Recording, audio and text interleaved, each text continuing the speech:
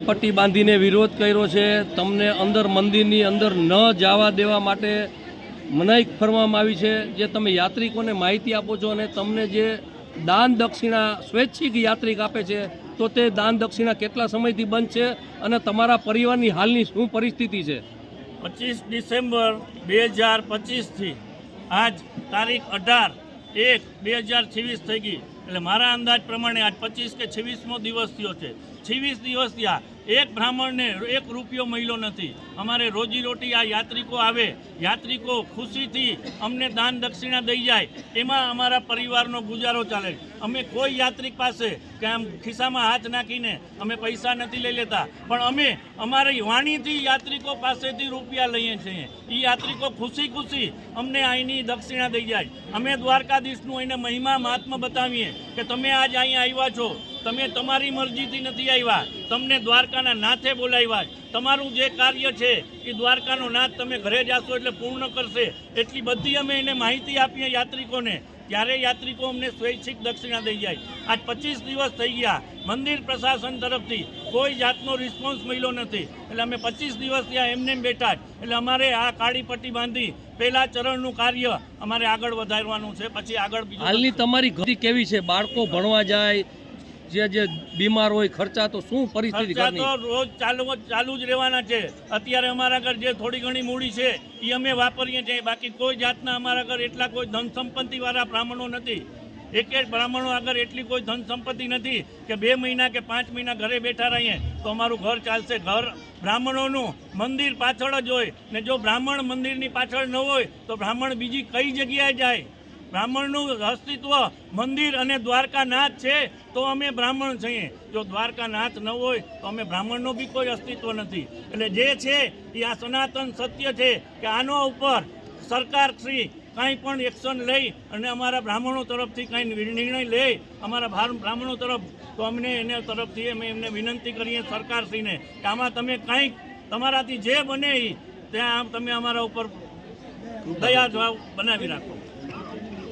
હું ધર્મેન્દ્રભાઈ ઠાકર, બેટ ગુગડી જ્ઞાતિ 505ના પ્રમુખ। આજે અમે સમસ્ત તીર્થ પુરોહિત જે બેટ દ્વારકામાં 50 ઘરો છે અને એની સંખ્યા 200 લોકો અમે છેલ્લા 25 દિવસથી આવી મોંઘવારીની અંદર પણ બેરોજગાર છીએ એમ કહેવામાં કશું ખોટું નથી। મંદિર પ્રશાસન દ્વારા અમારો મૂળભૂત જ્યારથી મંદિરની સ્થાપના થઈ છે ત્યારથી અમારા વડવાઓનું આ મંદિરની સાથે એટેચમેન્ટ રહ્યું છે। અમે તીર્થ પુરોહિત છીએ, દ્વારકાધીશ અમારા ઈષ્ટદેવ છે, મંદિરના અમે હિત કરતા છીએ।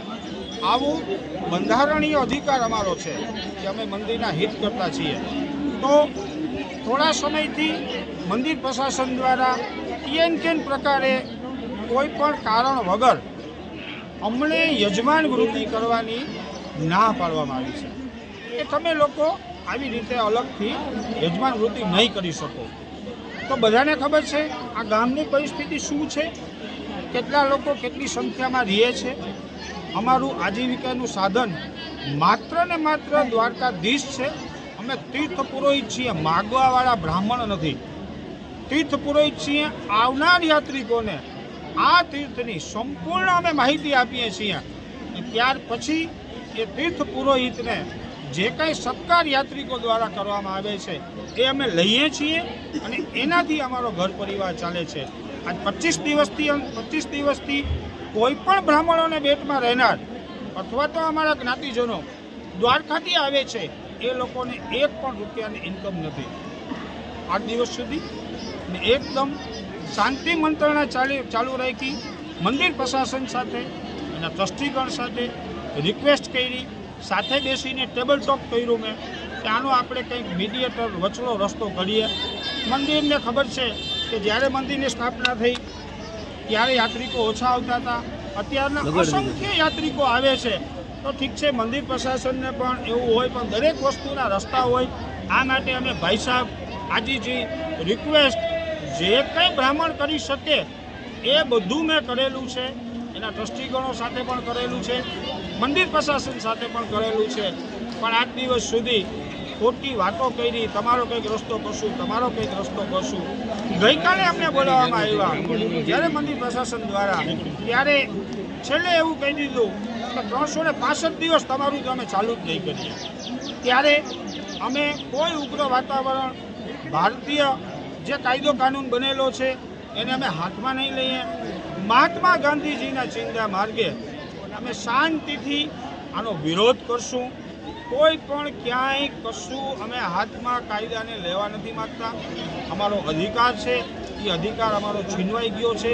આટલા બધા જે બ્રાહ્મણો છે એમાંથી ઘણા બધાના છોકરાઓ બહાર અભ્યાસ કરે છે, એની ફીસ ભરવાની હોય, ઘરમાં ગયડા મા બાપ હોય, કોઈ બ્લડ પ્રેશરના પેશન્ટ હોય, કોઈ ડાયાબિટીસના પેશન્ટ હોય, આ બધાના દવાના ખર્ચા છે. અમારે કોઈ સોર્સ ઓફ ઇન્કમ નથી, ફક્ત ને ફક્ત દ્વારકાધીશ અને આવનાર યાત્રિકો છે.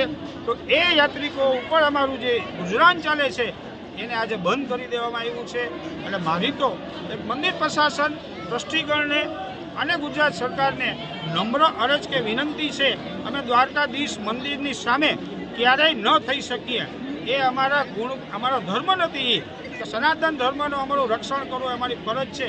તો બધા પ્રશાસનિકને મારી હાથ જોડીને નમ્ર વિનંતી છે કે આનું ટેબલ ટોક કરીને કાંઈ પણ રસ્તો કાઢો, અને એ રસ્તાની અંદર અમારે જે કાંઈ પણ બાંધછોડ કરવી પડશે એ પણ અમે કરવા તૈયાર છીએ. મંદિરના દરેક તહેવારો એ બુકડી બ્રાહ્મણો જ ઉજવે છે, કેમ કે અમારા ઈષ્ટદેવ છે. એટલે અમારે તમે કહેવું ન પડે, અમને અન્યાયથી છે દ્વારકાધીશની ગરિમા જાળવીએ છીએ. અને ફરી કહું છું, ક્યારેય પણ અમારો કોઈ પણ જ્ઞાતિજન કોઈ કાયદો હાથમાં નહીં લે, કાંઈ પણ એવું અણસાખતું વર્તન નહીં થાય, કાંઈ બોલવામાં નહીં આવે. શાંતિથી ગાંધી ચિંતા માર્ગે જ્યાં સુધી અમને ન્યાય નહીં મળે ત્યાં સુધી અમે આવું શાંતિપૂર્ણ કાર્યક્રમ કરતા રહીશું. જય દ્વારકાધીશ. પાઠશાળાના ભૂતપૂર્વ પ્રિન્સિપાલ આચાર્ય અને વર્તમાનમાં બેટ દેવસ્થાન સમિતિના સદસ્ય. મારું નામ છે પ્રમોદભાઈ ઉમિયાશંકર ભટ્ટ.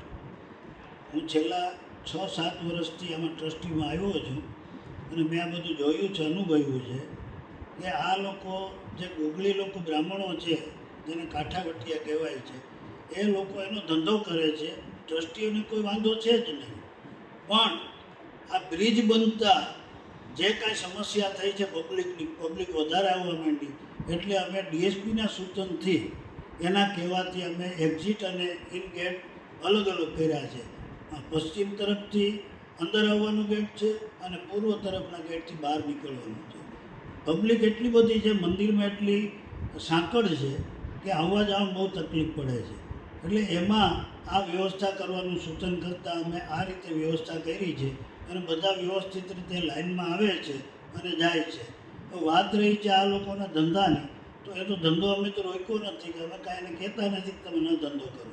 ચાવલદાન લે છે, રોકડ ભેટ લખાવે છે, પણ મારા માનવા પ્રમાણે જેમાં વિશેષ આવક છે ને એની ઉપર આ લોકો જોર દે છે. ભલે દે, કાંઈ વાંધો નહીં. એમ છતાં જો કોઈને કાંઈ અન્યાય જેવું લાગતું હશે તો અમે આવતા ટ્રસ્ટ બોર્ડની મિટિંગમાં આ ચર્ચા કરી અને યોગ્ય ન્યાય આપશું.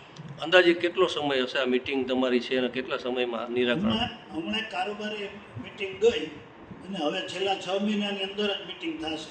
તો 6 મહિના સુધી આ બ્રાહ્મણોને કઈ રીતના ન્યાય અપાશે કે શું? મારા માનવા પ્રમાણે માર્ચ એન્ડિંગ સુધીમાં મિટિંગ થવી જોઈએ. એટલે જ્યારે થશે ત્યારે એ સમય દરમિયાન જે કાંઈ આ લોકોને ન્યાયની રીતે થતું હશે, વ્યાજબી માગણી હશે, એમાં અમે પૂરો સપોર્ટ આપશું.